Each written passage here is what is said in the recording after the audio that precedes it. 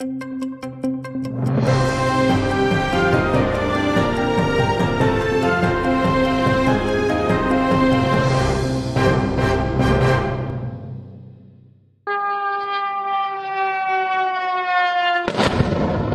gece Rusiya ordusu Ukraina territoriyasına hücum yaptı.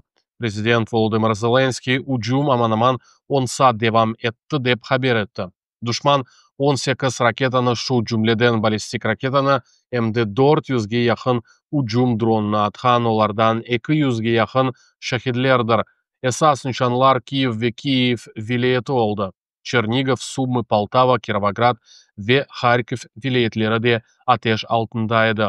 Zelenskiy qayd etdiki, bu Rusiya tarafından terrorning eskalatsiyasining yana basamoqlarini gösteriyor. O g'arbiy sheriklarini silah yetkazuvni, texnologik yordamni ve qattiq sanksiyalarni tezlashtirmaga chaqirdi. Kiyev'de gece hücumunda 2 adam helak oldu, 16 adam yaralandı deb haber etdi şehirning yol başçısı Vitaliy Klitschko. Podilskiy rayonunda birinchi sog'liq yardım merkezining ambulatoriyasi butunlay yo'q etildi. Shevchenko rayonida mesken evning en yuqori qatında yong'in paydo bo'ldi. Darnetskiy rayonida garajlar ve benzin stansiyalari yondi. En çok yıkıntılar Shevchenkovskiy ve Podilskiy rayonlarında uğradılar. Shevchenkovskiyda 12 yerde zarar, şu cümleden mektep, idare binaları ve 7 mesken bina. Podilskiyda 6 yer. Lvivda kuchli yağmurlar yağdı, bu ise büyük suv taşkınlarına getirdi. DSNS ma'lumotuna ko'ra, Shchirka ve Zubra o'zanlari o'z yo'llarini tashib ketdilar. Ba'zi yerlarda suv 3 metrga borib, so'qoqlarini, mashinalarni, mesken evlarini hamda Lviv Medinichi trassaning bir qismini bostirdi. Lviv shahrining yo'lboshchisi Andrey Sadoviy shahrining Frankivsk, Syxiv ve Zaliznychny rayonlarında suv bosuv tehlikasi haqida xabardor etdi. Rimda kechirilgan Ukrainaning yanidan qurilmasi bo'yicha konferensiyada Hollanda tashqi ishlar naziri Kaspar Veldkamp 300 milyon yevrolik yangi yardım paketini e'lon etdi. Bu paradan 30 milyon yevro Ukrainada çalışkan Hollanda şirketlerine yardım etmege yo'llanacak. Energetika infrastrukturasini tiklamak uchun 52 milyon berilecek. Bu g'arbiy mamlakatlarning Ukrainaga uzun muddatli yardım ko'rsatuvning da bir ishoratidir.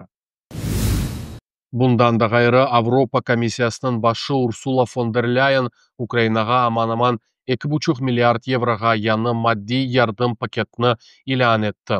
Paralar küçük ve orta biznes uchun yordamga, energetika, nahliye ve istisolga, yatırımlarga, zarar ko'rgan regionlarda tibbiy ve mesken infrastrukturasini tiklamak uchun, energetika sistemasini stabillashtirmak ve yanılangan manbalarni inkişaf etmesi uchun hamda en muhim obyektlarni ta'mir etmek uchun berilecektir.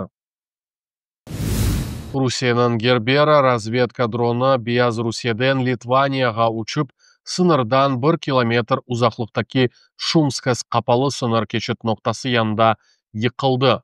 Bu voqeaning netijasida bosh nazir ve Litvaniya parlamentining spikeri evakuasiya etildi.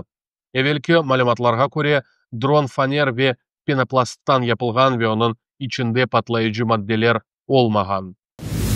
Brüksel'de Avropa Parlamentining binası yanında Ayşe Kurtamet en yaş Kırımtatar siyasi babusi Abbas Kurtametning anası norozilik aksiyasini kechirdi.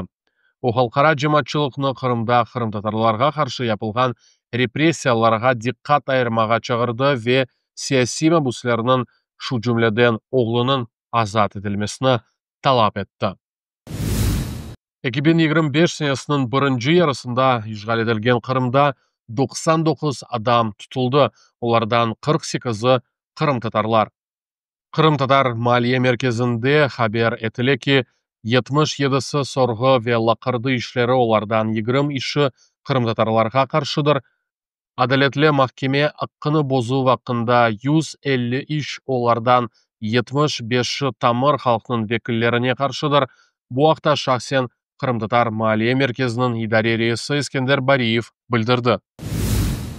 Ишгал етілген Қырымның Керыч районының Уварово көйі янында демир yolda olup geçken muvaffaqiyetli diversiya haqında ateş hareketinin partizanları haber ettiler.